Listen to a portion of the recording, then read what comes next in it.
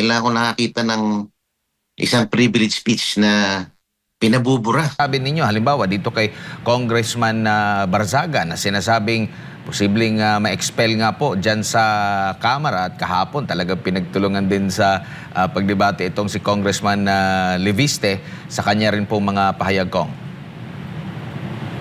Kaya nga, kahapon nandun din ako. Ako sana isa rin sa mga mag-interpellate kay Kong Libiste.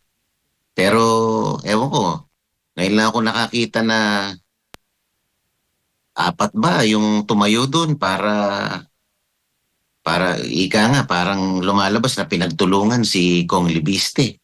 Nandun tumayo si D.S. Garin, si D.S. Suarez, si Chairman Terry Ridon, at sa bandang dulo andun si Kong Adjong. Ngayon lang ako nakita na halos lahat ng rostrum may napuno dahil sa isang privilege speech. At ang nakapagtaka doon, ngayon lang ako nakakita ng isang privilege speech na pinabubura.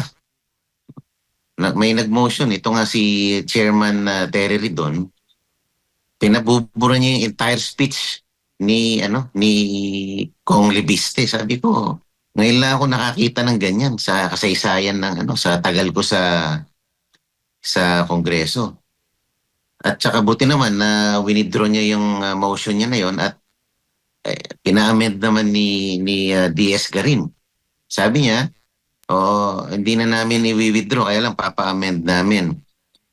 Motion to strike out the statements of Kong Libiste that has no attached evidence. Sabi ko, saan ka nakakita ng privilege speech na nalalakipan mo na kagad ng attached evidence?